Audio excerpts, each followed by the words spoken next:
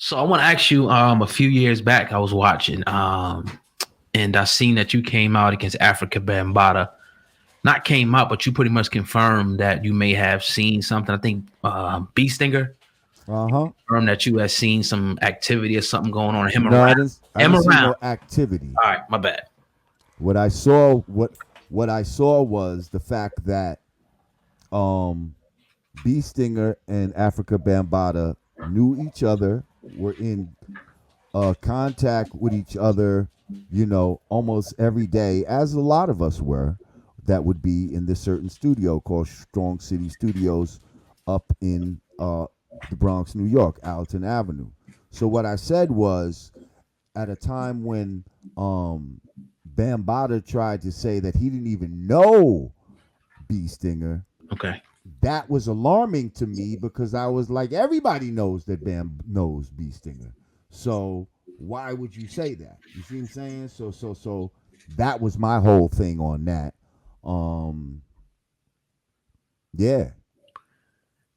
Do you think the other stuff, other allegations of him is true? That you, because from what I hear, a lot of people that said they knew about it or heard about it back in the day. Did you at least hear about allegations that he was messing around with underage kids or something like that? Well, I didn't hear that he was messing with underage kids, but I did hear that he may have been gay.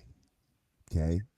So that was a rumor definitely back then, that Afrika Bambaataa, yes, may have been gay.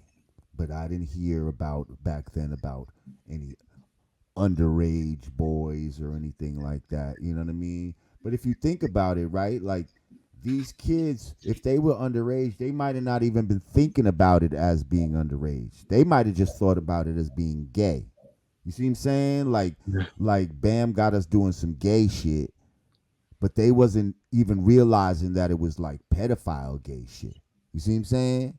So if the rumor was going around, you see what I'm saying? That's probably why we might not have heard the pedophile part. It's only later that people's realizing, like, wait a minute, like, or the kid or people that it happened to, like my man Hassan Campbell said it happened to him. And the way he talked, I believe him. Like, you know what I mean? Like, I can't front. Like, some of the things he says, it's hard not to believe him. But they were young. You know what I mean? So you don't even know, really. You might not even know the term yo, Bam's a pedophile. Right. You would just be like, yo, Bam's a fag or Bam's gay, And I say fag because that's just a slang that somebody would say or whatever. Do you, bro? Yeah, but you know how niggas is all sensitive on the internet. Every little thing you say, oh, Lord Jamar said. Don't be on our platform then. Yeah, It's uncensored, bro. We good, man. So yeah, that's what I heard. That's what I heard. You've seen a lot. Keeping it real.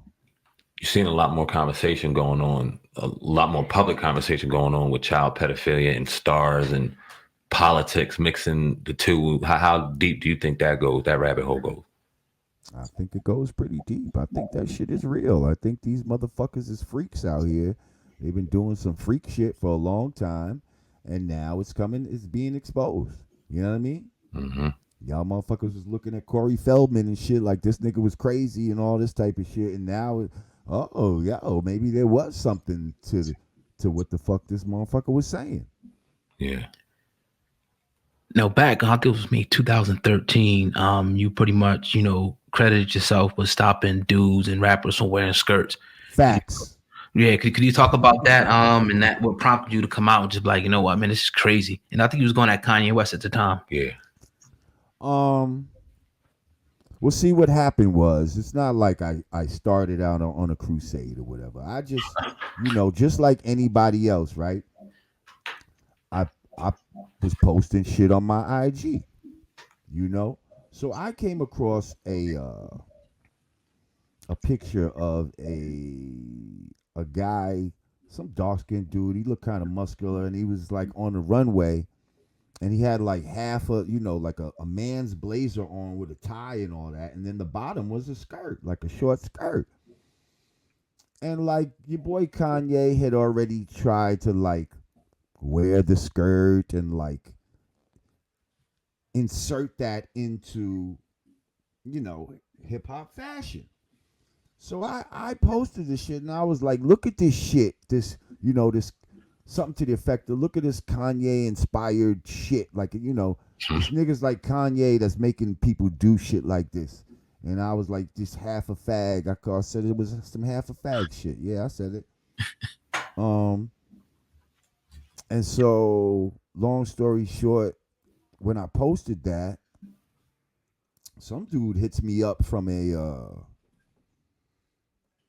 one of these blogs or whatever, you know what I mean? But like a written blog and shit, And he was like, yo, you want to do an interview about that post you said when you mentioned Kanye? And I'm like, all right, I don't give a fuck. Like, all right. So I did it. And, yeah, I did the shit. And then that was that. And then that got a couple numbers, I guess. You know what I mean? So then Vlad hit me up, Now I had just been watching Vlad videos and shit like that. I was liking his channel at that moment. And he hit me up and he was like, yo, would you want to come in and do a video, interview about that joint? And I was like, yeah, sure. You know what I mean? Let's do it. Like, I like it. I like what you're doing anyway. And I had met him one time before overseas or whatever. So I went and did it. Boom. This shit did mad numbers. Like, And I was like, wow, okay. That's kind of crazy. Let me see if we can capitalize off of this a little bit. And I made a joint called "Lift Up Your Skirt" real quick.